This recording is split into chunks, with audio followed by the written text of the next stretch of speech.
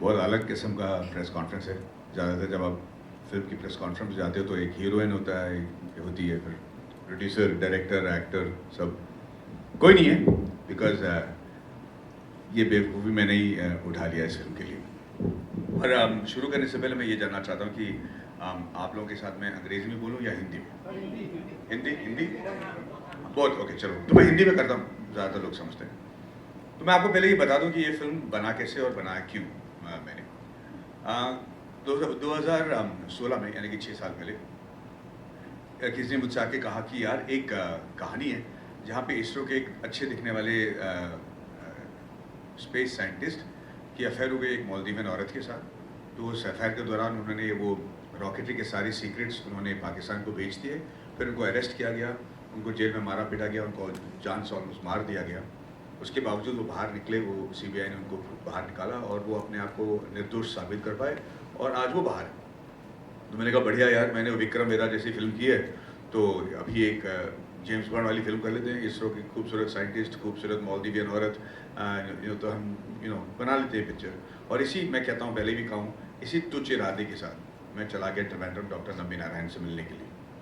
और जब मैं उनसे मिला तो उस वक्त मुझे लगता है कि मेरी ज़िंदगी बदल गई, क्योंकि मैं इस इंसान को देखते ही समझ गया कि कुछ ना कुछ तो गड़बड़ है। क्योंकि इस इंसान को आज वो आने वाले थे, वो नहीं आ पाए क्योंकि उनकी तबीयत खराब है, पर आप उनसे मिलोगे तो आप समझ जाओगे कि इस इंसान की तेवर और तेजस तो कुछ अलग ही है।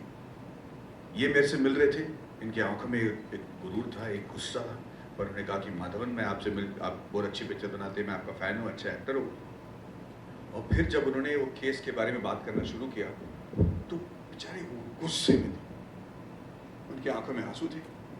और मैं देख रहा हूँ कि एक बुजुर्ग इंसान, 75 आदमी, उसके दिल में इतना दर्द क्यों है। और वो कह रहे थे कि ये ऐसा केस कैसे डाल सकते हैं यार, मुझे देशद्रोही कैसे बुला सकते हैं, मुझे एस्पिनाज पे क्यों डाल सकते हैं। और मैं कह रहा हूँ उनसे कि नबी सर, पर आपको तो मतलब निर्दोष साबित किया गया। कहता साबित किया गया तो हुआ क्या? अब जाओ गूगल में और मेरा नाम डालो तो स्पाई केस आता है मेरे नाम के साथ। मेरी पूरी फैमिली को लोग कहते हैं कि स्पाई केस वाले इंसान हूँ। और इस गुस्से में और इनकी कहानी में मैं बिल्कुल बह गया और मैं भी इनके साथ इस केस के बारे में बात करना शुरू किया। वो तो पता चला कि यार ये बहुत ही वाहियात केस था। 7 महीने लगे मुझे ये स्क्रिप्ट लिखने के लिए। और जब 7 महीने बाद ये स्क्रिप्ट लिखकर मैं उनसे फिर वापस मिलने गया तो बड़े खुश थे। उन्होंने कहा कि ये अच्छा है, सही लिखा तो नहीं, पर ये जगह गलत है मैडी, क्योंकि माधवन बुलाते हो मुझे। यार कोई और माइक है जो हिलते हुए ऐसा आवाज़ नहीं करेगा? कोई और माइक है? नहीं ना भाई, रॉकेट टेक्नोलॉजी में पिक्चर बना रहा हूँ, ये क्या ले लूँ है कोई?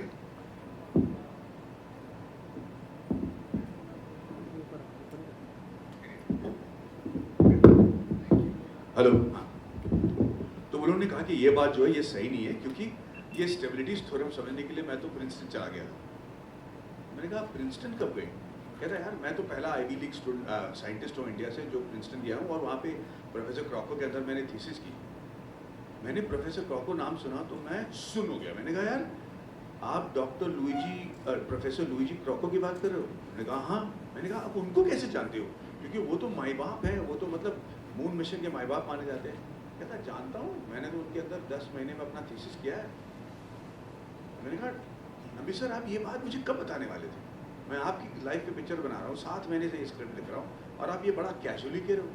और फिर उन्होंने बात की अपने अचीवमेंट के बारे में, प्रिंसटन से लेके फ्रांस, स्कॉटलैंड, और कैसे उन्होंने मतलब 52 साइंटिस्ट को फ्रांस लेके गए, 3 साल रहे यही सीखने के लिए कि रॉकेट इंजन कैसे बनाया जाता है। और फिर उसके बाद यूएसएसआर, जब यूएसएसआर टूट रहा था तो वहाँ से इन्होंने इंजन कैसे स्मगल करके इंडिया ले आया, जो इंजन इंडिया को देने वाले थे और अमेरिका ने रोक रहा था। ये सारी कहानी निकल आई और मैं कहा, मैं देख रहा हूँ कि मेरी जो 7 महीने की लिखी हुई स्क्रिप्ट है बिल्कुल खुद्दू लग रही है उनके सामने। और मैंने कहा सर आप ये मुझे क्यों नहीं बता रहे, ये कब बताने वाले थे, किसी को पता क्यों नहीं है?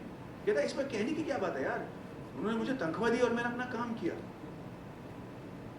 और उस वक्त मैं समझा कि हमारे देश में ना 2 किस्म के देशभक्त होते हैं भाई। एक वो जो भारत माता की जय कहते हुए ना पूरे अपने जान को हथेली में लिए दुश्मनों से लड़ लेते हैं, और उनका जो सैक्रिफाइस है, उनकी जो कुर्बानी वो सराखों पर, क्योंकि वो हैं हमारे असली देशभक्त। इसके अलावा एक और भी किस्म के देशभक्त होते हैं जिनको पता है कि वही हर रोज़ अपनी जान को जो है वो जोखिम में डालकर अपने देश के लिए काम करते हैं, और ये जानते हुए कि कभी उनके बारे में, उनके कंट्रीब्यूशन के बारे में किसी को पता नहीं चलेगा, ना इनके बारे में गुण गाया जाएगा या इनके कोई चैप्टर लिखी जाएगी, और ना ही इनसे किसी को प्रोत्साहन मिलेगा।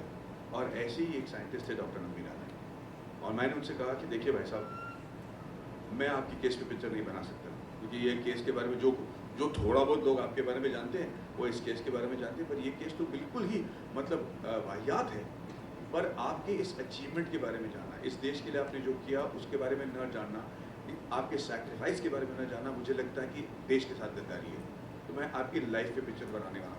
और मैंने कहा कि देखिए, अगर आपको लगता है कि मैं आपको मर्यादा पुरुषोत्तम दिखाऊंगा, मैं आपको हीरो की यार थोड़ा फ़ोन बंद कर दो भाई, मैं आपको मर्यादा पुरुषोत्तम बताऊंगा और मैं आपके बारे में कोई बुराई नहीं दिखाऊंगा पिक्चर में, तो मैं उस टाइप का कहानी बता नहीं सकता, मैं उस टाइप का फिल्म मेकर नहीं हूँ। तो मुझे आप बताइए कि आपके अंदर हैवानीगिरी कौन सी है, आपके अंदर वो हरामीगिरी कौन सी है, आपके जो अवगुण है वो क्या है, बताइए, तब जाके मैं यकीन करूँगा कि आप में एक इंसानियत भी है।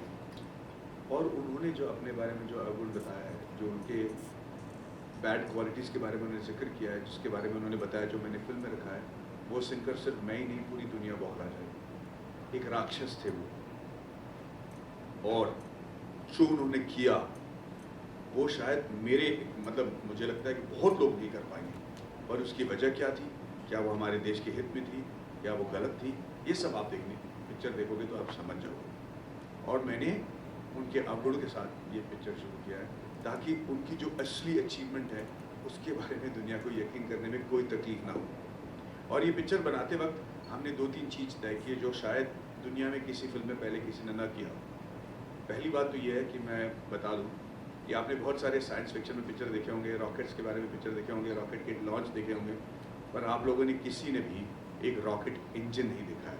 और मैं आपको बता दूं कि रॉकेट इंजन ना, खास करके लेडीज़ को बता दूं, दिखने में ये एक डायमंड ज्वेलरी की तरह दिखता है, इतना कमाल का है देखने में, मतलब आप देखते रह जाओगे, आंख सेकते रह जाओगे, क्योंकि वो एक हीरे के पेंडेंट की तरह लगता है, इतना साफ सुथरा, इतना पॉलिश, उसको बगैर एक डस्ट के तभी वो एफिशिएंट हो सकता है। और वो जब ऑन होता है, जब वो इंजन चालू होता है, तो वो जो आवाज़ करते हैं ना, वो इंसान का सुना हुआ सबसे लाउडेस्ट नॉइज़ है। इसको हमने फिल्म में दिखाया, इसीलिए हम इसको OTT में रिलीज़ कर पाते, क्योंकि इसका मज़ा ही चला जाता है।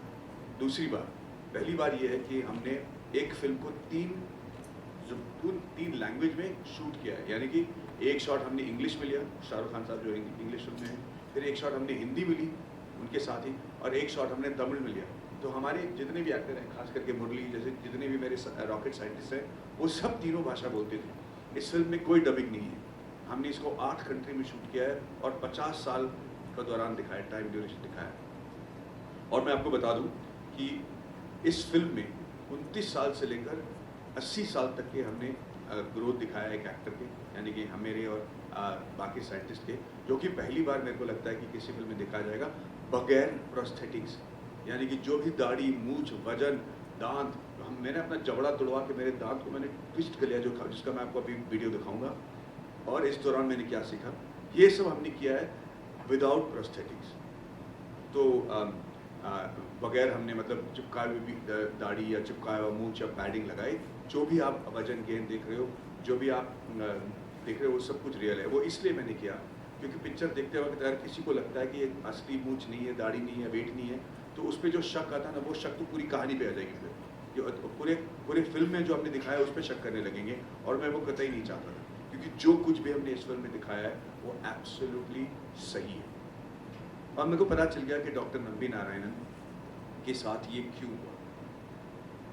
पता है, हम लोग जब स्कूल में होते हैं ना भाई साहब, हमारे स्कूल में, हमारे क्लास में हमेशा एक ऐसा लड़का होता है जो साला गुड बॉय होता है। वो रोज़ ना टाइम पे स्कूल पहुंच जाता है, यूनिफॉर्म आयरन कर लेता है, वो अपना होमवर्क करता है, वो टीचर के सामने हर जवाब दे देता है। वो मतलब उसकी वजह से हमें लगता है कि चल हम बेवकूफ़ फुद्दू हैं, और हमारे माँ बाप कहते हैं कि उसके तरह क्यों नहीं बन सकते हो।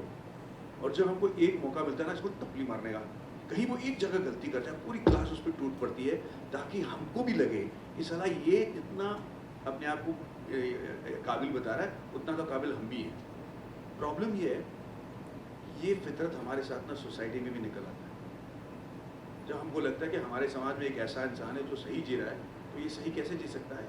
नंबी नारायण इतने खूबसूरत होने के बावजूद कैसे नहीं हो सकता कि उनका अफेयर नहीं हुआ? वो ज़रूर अफेयर हुआ। इतने बड़े साइंटिस्ट हैं, जीनियस हैं, ये इतने शरीफ हो सकते हैं? हो ही नहीं सकता। अब मैं आपको बता रहा हूँ कि नंबी नारायण साहब देखने में बहुत खूबसूरत थे। जब वो प्रिंसटन में थे तो बहुत ही हैंडसम थे। अब मैं चाहता हूँ कि आप कल्पना करें एक ऐसे गुड लुकिंग इंसान के बारे में, और मैं कह रहा हूँ कि उस वक्त जिस इंसान को सबसे ज़्यादा खूबसूरत माना जाता था दुनिया में, जॉन एफ कैनेडी, उससे भी ज़्यादा खूबसूरत थे। अब आपको लगेगा कि मैडी फेंक रहा है, इसका दिमाग पागल हो गया है, एक इंडियन ऐसा कैसे दिख सकता है? मैं आपको उनकी तस्वीर दिखाऊंगा प्रिंसटन में अभी, और उसके बाद आप मुझे बताइए कि क्या मैं गलत हूँ या सही। पहले लाइट्स ऑफ करें जल्दी से भाई साहब, बहुत लाइट्स ऑन ऑफ करना पड़ेगा तो वहीं रही आप। मुरली कैन वी हैव, अब ये देखिए प्रिंसटन में doctor Nambi Narayan. Thank you, thanks.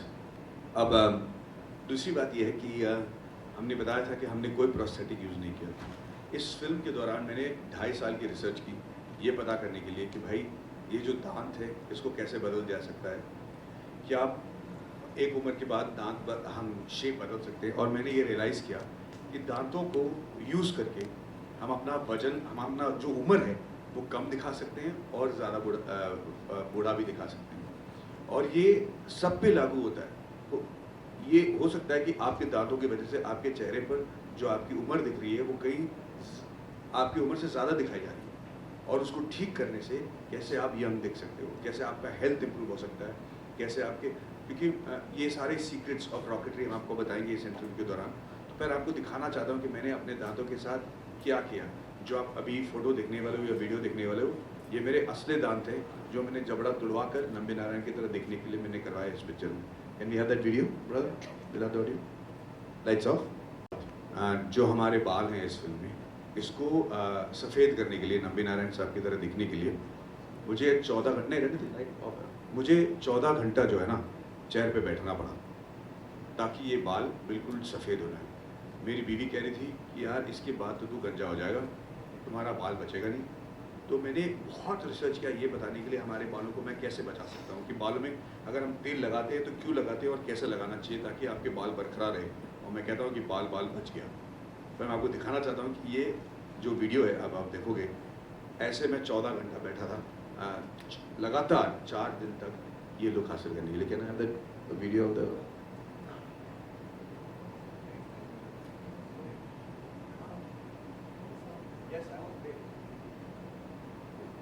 very excited that now Nambi sir is back to his original look.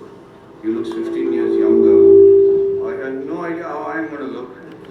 I'm all never been so closed up in my life, but fingers crossed and all. That's it. Can you show the next? I'm halfway there. Picture? This is ये मैं ऐसा करता था. What's happening now? Next. Blue Santa Claus. ये क्या हो गया? Next.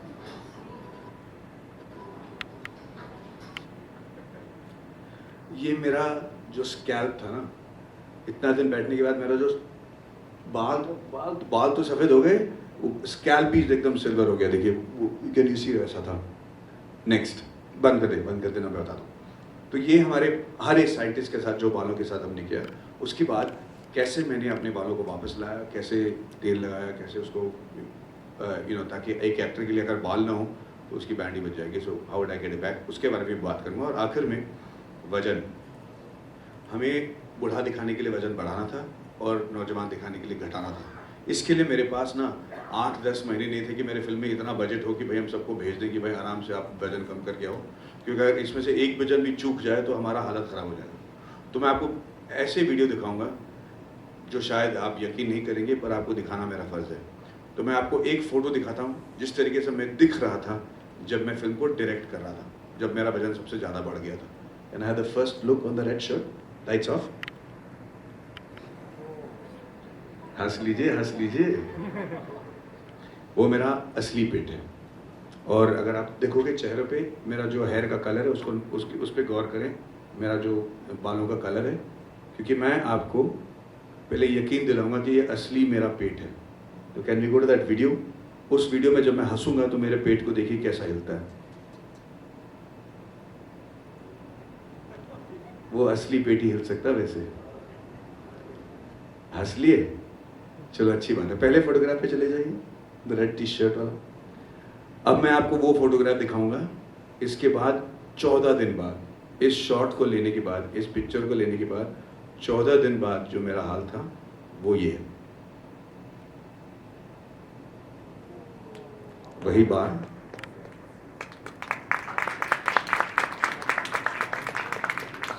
तो ये सब चीज़ करने के लिए जो हमने रिसर्च किया था, मैंने तय किया कि मैं समझ गया कि वजन घटाने में जो है वो सीक्रेट नहीं है।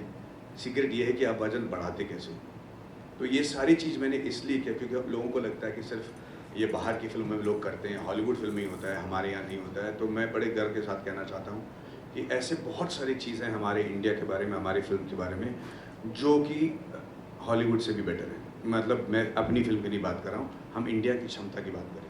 जब भी हम फिल्म बनाते हैं और बहुत पैसा डालते हैं तो या तो हम फ्रीडम स्ट्रगल के बारे में बात करते हैं या मुगल के साथ जो वॉर हुआ उसके बारे में बात करते हैं। पर एक और डिपार्टमेंट है यार जहाँ इंडिया सबसे ज़्यादा इस दुनिया में मतलब शय पा चुका है, जहाँ पे लोग सराखों पे रखते हैं, और वो है हमारी साइंस, हमारी इंजीनियरिंग, IT और स्पेस रिसर्च। हम इतने इसमें काबिल हैं कि दुनिया के मतलब मान लीजिए फॉर्चून 500 कंपनी के जो टॉप 20 कंपनीज हैं उसमें से 14 के सीईओ तो इंडियन है। कोई ना कोई वजह तो होगी कि ऐसा क्यों है। अगर हमारे यहाँ के जो नेट मेटावर्स और वेब 3.0 जो डेवलप हो रहा है उसके जो बिलियनर्स हैं, जो 15.2 बिलियन के मालिक हैं, जो हमारे देश में रहने वाले नौजवान हैं जिनकी उम्र 30 साल से भी कम है, वो हमारे देश में रहते हैं। इनसे मिलने के लिए बाहर के लोग आ रहे हैं कि भाई अपने मेटावर्स में हमको जगह दे दो। रॉकेट साइंस में हमारी इतनी काबिलियत है। डॉक्टर नंबी नारायण तो एक हैं, ऐसे हज़ारों साइंटिस्ट हैं, ऐसे हज़ारों इंजीनियर हैं जो हमारे देश में, जिनके बारे में कहानियाँ बननी चाहिए ताकि लोगों को लगे कि इंडिया में रहकर भी आप सक्सेस पा सकते हो, पर हम नहीं बना पाते। और उसी वजह से मैंने ये फिल्म बनाया है। और मैं इसे डायरेक्ट करने वाला नहीं था क्योंकि मैं कहानी इसलिए लिखा क्योंकि मैं इनकी कहानी समझ रहा था। थोड़ी बहुत इंजीनियरिंग जानता हूँ तो मैं नंबी नारायण से रॉकेट इंजीनियरिंग सीखी। क्योंकि अगर मैं किसी के बारे में बायोपिक बनाता हूँ, मान लीजिए वो फाइटर है, सिंगर है, डांसर है, उसको स्क्रीन में दिखाना कि ये अच्छे फाइटर एक्टर हैं, ये बहुत आसान हो जाता है कि भाई अच्छा क्रिकेट खेले था, अच्छा स्ट्रोक है, हाँ भाई आप समझ सकते हो। पर रॉकेट साइंटिस्ट अच्छा है ये कैसे दिखाऊँ, और उसमें भी एक जीनियस रॉकेट साइंटिस्ट आपको कैसे दिखाऊँ। तो मुझे समझना पड़ा और मुझे रॉकेट साइंस के बारे में, इंजन के बारे में समझना पड़ा।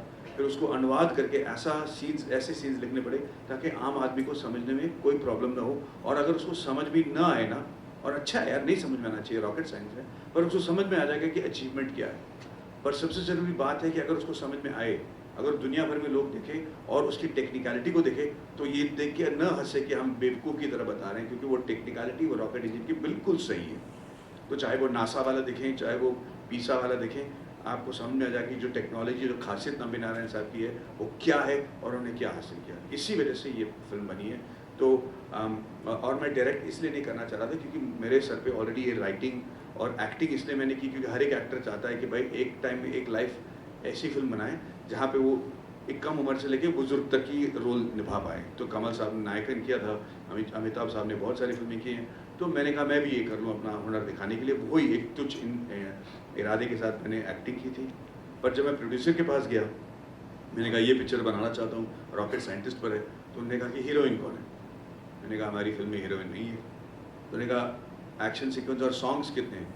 मैंने कहा नहीं है। तो उन्होंने कहा कि प्रोड्यूसर भी नहीं है। तो मैंने खुद के पैसे डाल दिए पिक्चर में, ताकि मुझे, क्योंकि और मैं ही नहीं, खुद नहीं, पर मेरे साथ जो इन्वेस्टर्स थे, जो को प्रोड्यूसर हैं मूलन्स और 27 इन्वेस्टमेंट, ये इसलिए इस फिल्म में पैसे डाले क्योंकि इनको मेरे से ज़्यादा नंबी नारायण साहब की कहानी बताना था। तो ये बड़े तेवर के साथ आए और आज तक इन्होंने अपना पैसे के बारे में नहीं घबराया। अगर मुझे भी अपना फिल्म प्रोड्यूस करना और डायरेक्ट करना होता यार, तो मैं रहना है तेरे दिल में या 3 इडियट्स या विक्रम वेदा की तरफ फिल्म पैसा डालता, जहाँ पे मुझे पता है कि पैसा वापस आ जाएगा भाई। पर ये तो बेवकूफ़ी थी और ये एकदम एक जुनून था। तो आज इस जुनून को लेकर मैं शुरू किया। और आज मैं, उस वक्त जब हमने शुरू किया था मुझे नहीं पता था कि खान साहब, शाहरुख खान साहब इस फिल्म में होंगे, या सूर्या होगा, या इसके कांस में वर्ल्ड प्रीमियर होगी, या फिर हम टाइम्स स्क्वायर पे इसको दिखाया जाएगा। पर ये अपना खुद ही बनकर बड़ा हो गया। अब आज 1 जुलाई को रिलीज़ होने वाला है। हम आपके सारे सवालों का जवाब देना चाहते हैं। जो भी सवाल पूछना चाहेंगे प्लीज़ पूछिएगा, और बड़े नेक दिल से, और हो सकते तो पूरी सच्चाई के साथ जवाब दूंगा। हाँ जी, हाँ, इतना मतलब काम परेशानी के साथ मैंने किया और ये पूछ रहे कि 14 दिन में कैसा वेट घटा है। भाई साहब, मैं आपको जवाब दे देता हूँ। देखिए, इसमें क्या होता है ना कि आपकी जो मानसिक स्थिति है, उसके हिसाब से आपकी बदन जो है ना, कभी-कभी डिपेंडिंग कि आपके प्रोफेशनल लाइफ में स्ट्रेस है या इमोशनल लाइफ में स्ट्रेस है या पर्सनल लाइफ में स्ट्रेस है, तो कुछ खाने के जो ग्रुप होते हैं ना, वो खाने को लेकर आपका बॉडी जो है एलर्जी डेवलप कर लेता है। तो वो हो सकता है कि दूध हो, दही हो, कभी गेहूँ हो जाता है, कभी कोई फल-फूल हो जाते हैं। पर वो स्ट्रेस की वजह से, उस प्रॉब्लम की वजह से इंटॉलरेंस और एलर्जी डेवलप कर जाता है तुम्हारा बॉडी। तो उस वक्त मैंने एक टेस्ट करवाया जिसका नाम है अप्लाइड किनेसियोलॉजी। ये टेस्ट कुछ 600-700 रुपए में हो जाता है, पर देख साउंड सुनने में बड़ा लगता है, लेकिन ये एलर्जी टेस्ट है और ये बताता है कि आपके उस वक्त, ज़िंदगी के उस वक्त में आपके तनाव के को डिपेंड करते हुए कौन सी फूड कैटेगरी है जिसके लिए आप एलर्जिक हो। तो आप लोग खाते समय कई बार डिसाइड करोगे, यार वजन बढ़ क्यों रहा है, यार मैं तो खाना उतना ही खा रहा हूँ, अचानक मेरे वजन बढ़ रहा है या मेरा वजन घट नहीं रहा, या नींद ठीक से नहीं आ रही है, मेरे पेट गड़बड़ हो गया, पता नहीं क्यों मैंने कुछ अलग नहीं खाया। Which turn out to be अमरूद, टमाटर और गाजर और ककड़ी और अंडे, ये मैं खा सकता था। तो मैं सुबह 7 बजे उठता था और मैं आपको बता दूँ कि कोई सर्जरी नहीं, कोई दवाई नहीं, कोई एक्सरसाइज नहीं, कुछ नहीं। सुबह 7 बजे उठता था, बाकायदा चबा के 40 बार चबाकर मैं अपना नाश्ता खाता था और 7 से 7:30 बजे तक। फिर उसके बाद 2 बजे तक बिल्कुल कुछ नहीं, ना चाय, ना कॉफ़ी, ना कुछ। फिर 2 बजे वापस लंच, वो चीज़ जो मेरे बॉडी के लिए अच्छा था वो मैं खाता था चबाकर आधे घंटे के लिए। फिर आधे घंटे बाद पानी पीता था। फिर शाम को 7 बजे तक बिल्कुल कुछ नहीं और फिर 7 बजे एक हल्का सा डिनर, एक सूप, एक रोटी या एक दाल, और फिर मैं बाकायदा सो जाता था। कोई एक्सरसाइज नहीं, कोई सर्जरी नहीं, कुछ नहीं।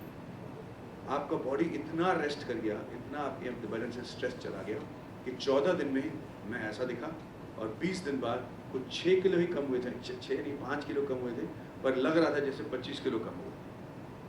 तो इस तरीके से आप भी पता कर सकते हैं कि आपके बॉडी में कौन सी एलर्जी है, कौन सा ऐसी पदार्थ है जो आप टॉलरेट नहीं कर पा रहे इस समय पे। और ये हमेशा के लिए नहीं है, परमानेंट के लिए नहीं है। हो सकता है कि 6-7 महीने के लिए इसको छोड़ दें और आपका बॉडी ठीक हो जाए। ऐसे ही हमने 14 दिन में वजन घटाया। हाँ जी, एक मिनट, वो उनके पास माइक है, उनको पूछ लेता हूँ। एक मिनट। हाँ जी। हाय पाथवन सर, पहली बात तो कॉन्ग्रेचुलेशन देना चाहती हूँ आपकी मूवी के लिए। बहुत डिफरेंट टाइप की मूवी है जिसमें सॉन्ग्स नहीं है इतने, कोई हालांकि सॉन्ग्स हैं मतलब इतने टिपिकल वाले नहीं है, और वो शिफॉन की साड़ियों के अंदर हमें कोई हीरोइन भी नहीं देखने को मिलने वाली। लेकिन मैं आपसे ये जानना चाहती हूँ कि ये मूवी इतनी अलग है, आपने इतनी ज़्यादा कोशिशें भी की हैं, तो कहीं ना कहीं आप फूडी भी रहे होंगे। आपने कहा इतनी सारी आपको डाइट करनी पड़ी, आपको जो चीज़ें आपको मना की गई आपने नहीं खाया, तो कितना आपके लिए मुश्किल रहा। और एक सवाल और है, मूवी 2017 के अंदर स्टार्ट हो गई थी, ऑलमोस्ट 6 साल के आसपास इसको लग गया बनने में, इतना टाइम कैसे लगा सर? एक तो 2 साल के लिए कोविड खा गए और पिक्चर 2 साल पहले ही रेडी है। पर हमारे पास ना ये चॉइस था कि क्या इसको हम कोविड के दौरान OTT पे रिलीज़ करें या नहीं। पर हमने सब रियलाइज़ किया कि ये फिल्म हमने पैसे कमाने के लिए नहीं किए हैं, तो भले ही पैसे थोड़े चले जाएं, पर हम थिएटर में रिलीज़ करना चाहते हैं। इसीलिए वरना 4 साल में पिक्चर रिलीज़ हो जाती। 2.5 साल तो रिसर्च में लग गए, क्योंकि ये सब चीज़ें पहली बार कोई सिनेमा में कर रहा है कि रॉकेट इंजन दिखता कैसा है, आवाज़ कैसी है, और फिर दांत को टेढ़ा कैसा किया जाए, सीधा कैसे किया जाए। इस फिल्म में एक पल है जो मेरा सबसे फेवरेट पॉइंट है, जहाँ पे ये बिल्कुल ज़रूरी था कि मैं बिल्कुल लंबे नारायण साहब की तरह दिखूँ। तो उस वजह से जो हमने परेशानी मोल लिया, उसमें 2 साल निकल गए और फिर हमने फिल्म की शूटिंग की और एडिटिंग की। 3 लैंग्वेज में बनाया है, 7 लैंग्वेज में डब करके रिलीज़ कर रहे हैं, तो इतना वक्त तो लग ही जाता है। पर मैं नहीं, बालों पे जो हमने फॉइल पेपर लगाया था, वो इसलिए लगाया था क्योंकि उनको ब्लीच करना पड़ा था, कलर्स निकालना पड़ा। तो मैं आपको पूछता हूँ कि क्या आपको पता है कि आप बालों में तेल क्यों लगाते हैं?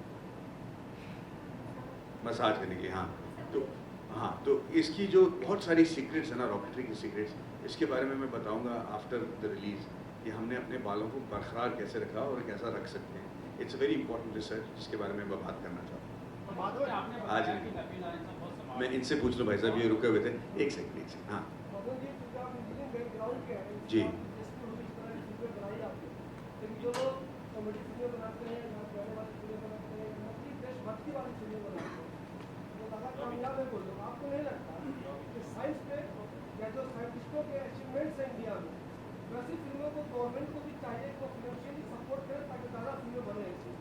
नहीं, मुझे नहीं लगता कि गवर्नमेंट को सपोर्ट करना चाहिए। मुझे लगता है कि हम जो फ़िल्म इंडस्ट्री वाले हैं, हमें हमें ऐसे फ़िल्म रिसर्च करके बनाना चाहिए कि जहाँ गवर्नमेंट सपोर्ट करता है, फिर वो प्रोपेगेंडा फ़िल्म लगता है, जो मुझे नहीं लगता कि सही चीज़ है।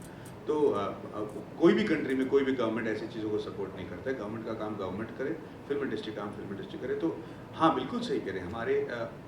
मैंने तो ये प्रयत्न शुरू किया, मैंने ये फ़िल्म बनाई है पहली बार। अगर चलता है तो ठीक है, तो ऐसी और फ़िल्में बनी हैं। अगर नहीं चलता है तो फिर हो सकता है कि मैं बिल्कुल गलत हूँ। पर हाँ, मैं इतना ज़रूर मानता हूँ कि हमारे साइंटिस्ट, हमारे इंजीनियर्स, हमारे आईटी के जो स्पेशलिस्ट हैं, इनकी जो सक्सेस स्टोरी है, उसको हम जितना उसके बारे में हम बात कर सकें, उसको प्रोत्साहन दे सकें, उसको देना बहुत ज़रूरी है। हाँ जी।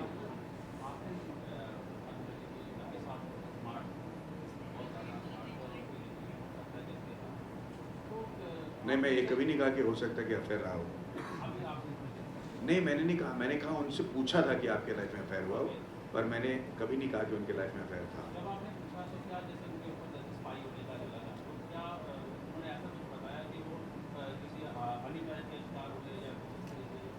जी हाँ, बिल्कुल, उन्होंने पूरी अपनी लाइफ़ बताई, जो कहानी उन्होंने मुझे बताई है, जिस पे आज कोर्ट से वर्डिक्ट भी आ चुका है, जो मतलब ये सारी चीज़ आधारित है, मतलब इन सारी चीज़ों पर आधारित ही बनी है ये फ़िल्म। तो बिल्कुल बताया उन्होंने, और यही बात जानने के लिए आपको फ़िल्म देखना पड़ेगा, और हमने हर चीज़ को बताया है। नहीं, हनी ट्रैप के शिकार होने का इल्ज़ाम उन पे लगा था, जो कि कोर्ट ने कहा कि गलत है, और उनको निर्दोष साबित किया गया। ये तो मीडिया वाले, आपको तो ये पता होना चाहिए भाई। हाँ जी।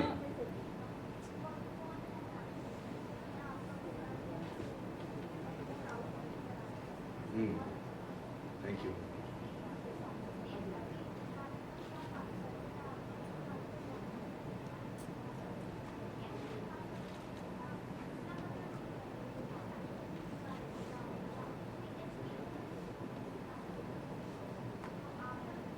मुझे लगता है कि ये इंडियन सुपर हीरो की कहानी है, और ये इसके अलावा मैं और कुछ नहीं कह सकता, क्योंकि जब तक आप पिक्चर देखोगे नहीं, आपको पता नहीं चलेगा कि किस हद तक कमर्शियल फिल्म है। मैं मानता हूँ कि ये हाईली कमर्शियल फिल्म है। Thank you, thank you. एक मिनट। हाँ, नहीं रुक जाओ, मैं पूछता हूँ, 2 मिनट से।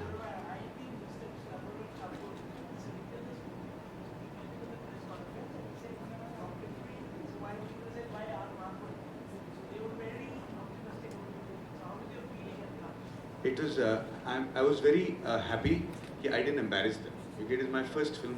I've never directed an iPhone film in my life, जैसे कि मैं पहले भी कह चुका हूँ. So for me to get validation that I didn't embarrass them was the biggest success. How much they like the film, they will tell you, but I'm very happy that it was not an embarrassment. Thank you, thank you. Sir, हाँ जी.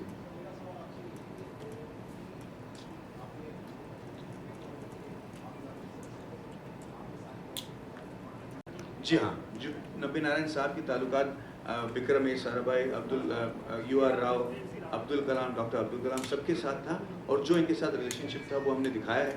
एक ज़माने में इन्होंने अब्दुल कलाम साहब की ज़िंदगी भी बचाई थी, उसके बारे में हमने किया 100%। हमने गवर्नमेंट से कोई सपोर्ट नहीं लिया, इन द सेंस कि उनसे हमें मतलब इसलिए कि हम इनके बारे में बना रहे हैं, हमने उनको कोई तकलीफ नहीं दी, हमने उनको कांटेक्ट भी नहीं किया, क्योंकि मैं नहीं चाह रहा था कि ये कोई कहे कि ये कोई प्रोपेगेंडा टाइप की फिल्म है। ये नंबी नारायण साहब की फिल्म है, और इसे हमने खुद ही किया। आखिरी सवाल, हाँ, आखिरी सवाल, यस मैम। जी।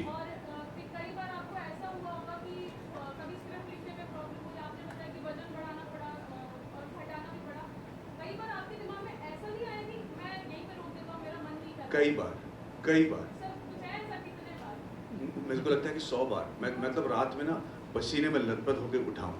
हालांकि मैं सोने के लिए बड़ा आराम से जाता था, नींद मतलब मुस्कुराते हुए कि भाई मैं सही काम कर रहा हूँ, पर खौफनाक सपने ज़रूर आते थे, और ख़ास करके इसलिए क्योंकि मैं बहुत सारी चीज़ खा रहा था जो मेरे बदन के लिए सही नहीं थे, उसकी वजह से भी हो सकता है। पर कई बार हुआ कि मैं अपने आप को पूछ रहा हूँ कि क्यों कर रहा मैडी, और कभी भी उसका जवाब ये नहीं आया कि रोक।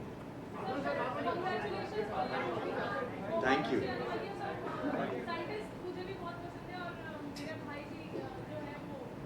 क्या बात है, मुबारक है, thank you so much, thank you so much.